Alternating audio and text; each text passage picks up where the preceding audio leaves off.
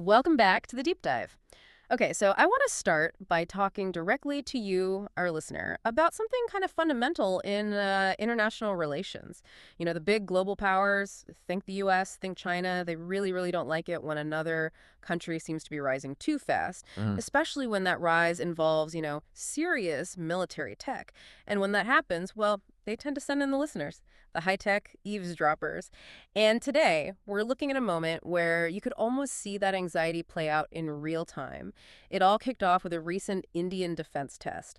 But what's really fascinating is the reaction it caused these almost synchronized movements from both U.S. and Chinese ships right there in the Indian Ocean. Really suspicious timing. So, our mission in this deep dive, we're going to dig into the source material, unpack the details of what happened, and try to figure out why. Why were these two huge powers apparently so unnerved by this one test? What were their ships actually doing there? And maybe most importantly, how does this whole episode kind of confirm what many sources are saying about India's big shift? From being mostly an arms buyer to becoming a major defense exporter and, well, a real global power center. Yeah, it's a really compelling snapshot, isn't it? It goes beyond just geopolitics. It's like getting a peek behind the curtain.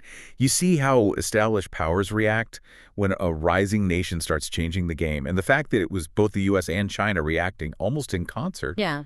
well, that tells you the story isn't just about the specific missile being tested. Right. It's about the larger change that missile represents, India asserting itself differently. Exactly. And the whole thing started pretty mundanely, didn't it? With a piece of paperwork.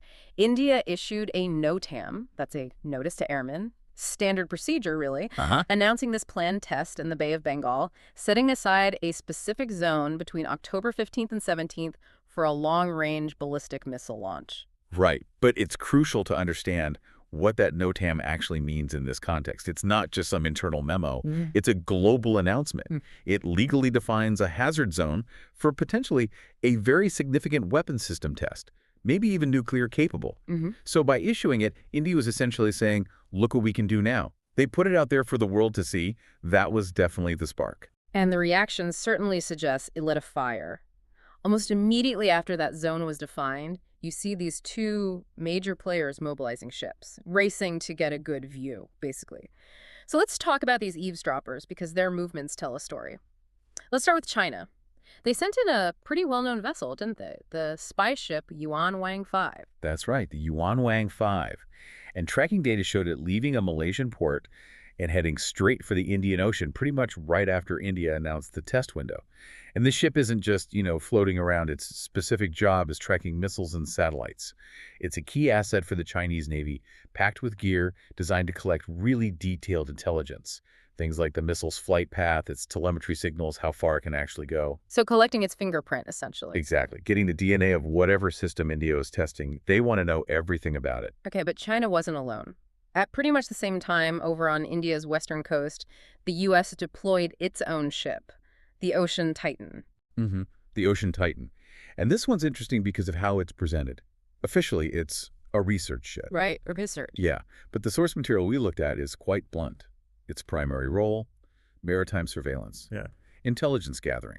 It's not a small boat, either 68 meters long, modern, diesel-electric, so it's quiet, stuffed with specialized tracking equipment. And deploying it near India's test area, particularly at the same time as the Chinese ship. Mm. Well, the sources note that's a pretty significant move, a first in recent memory, for this kind of direct U.S. observation near a test site like that. And the sources we reviewed suggest the U.S. being there wasn't just about technical curiosity regarding this one missile. There's maybe a deeper layer. The narrative seems to be that Washington has been, let's say, vexed lately because India keeps prioritizing its own national interests, Right? making its own calls rather than, always aligning with U.S. suggestions or diplomatic pressures. That's a really important point. So the surveillance, it's not just about collecting data points on a missile. It's also maybe a strategic signal, a way of showing presence. And you have to ask, why this intense focus now? I think the underlying concern, connecting both the U.S. and Chinese reactions, is this growing realization, backed by evidence, that India isn't just a regional player anymore. It's solidifying its position as a global power center. And that changes things for everyone. Yeah, that shift seems key. Moving from being a country that mostly observes, maybe follows the lead to one that's making independent strategic choices. And now, even exporting its own defense technology. That seems to be what's making established powers anxious. And if you're looking for hard evidence that this anxiety isn't misplaced, you just need to look at India's defense sector. This whole Make in India push, focusing on domestic production, self-reliance, it's fundamentally changing the equation. India used to be one of the world's biggest arms importers now. It's becoming a serious defense export. The numbers really tell the story here. They're quite striking.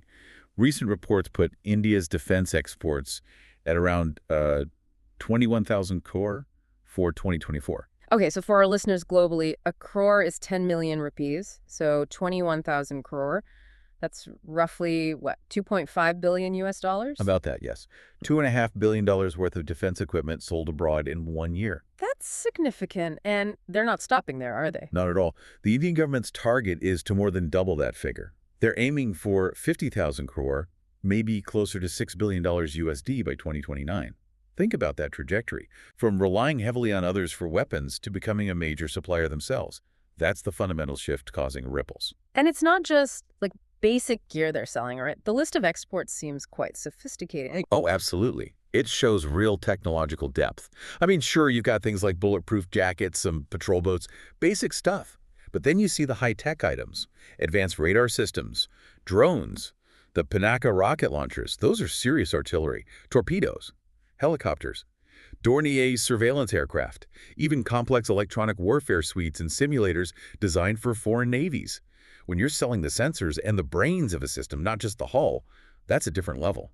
And who are they selling to? It's not just smaller neighbors, is it? The customer list seems quite broad. It really is. They're selling components and systems across the board. To new partners, yes, but also, and this is really telling, components are going to establish military powers, including the US and France, plus countries like the Philippines, Armenia. Wait, selling defense components to the US and France? Exactly. That detail really stands out, doesn't it? When countries like that buy your parts, it's a huge validation of your domestic industry's quality and tech level. But the even bigger headline, geopolitically speaking, is the sale of complete major weapon systems. And the prime example there has to be the BrahMos missile. Okay, tell us more about BrahMos, because that seems central to this whole export drive. It really is. The BrahMos is a supersonic cruise missile, developed jointly with Russia initially, but now very much an Indian export focus. It travels fast, Mach 2.8, nearly 3 times the speed of sound. That makes it incredibly hard for current air defense systems to shoot down. And the Philippines. They became the first international customer. They signed the deal, and deliveries have already started. So for a country like the Philippines, in a tricky neighborhood like the South China Sea. Exactly. Getting BrahMos gives them a significant deterrent capability, something they previously might have only gotten by aligning completely with, say, the US or maybe Russia. India offers another option. And are other countries interested? Definitely. The sources mention several nations showing concrete interest. Vietnam, Indonesia, both also watching China closely, but also Brazil, the UAE. This missile system is becoming a kind of flagship product. It signals what the sources call global trust in India's high-end defense manufacturing. And yeah, it sends a very clear message towards Beijing about shifting military capabilities in Southeast Asia. Okay, so bringing it back to those ships, the Yuan Wang-5 and the Ocean Titan lurking near the test site, their presence makes more sense now. It seems rooted in this undeniable strategic confidence India is showing through these export numbers, through developing and selling things like BrahMos. It's a real shift. Precisely. The underlying message India seems to be sending is, our defense capabilities aren't just about protecting our borders anymore. We can project power, build alliances, influence stability across the seas and skies. And the sources we read highlighted India's response to this external anxiety. It's not about aggressive posturing or firing bullets, as one source put it. It's about showcasing achievements. Achievements in the marketplace with these exports and on the test range with missiles like the one they just launched.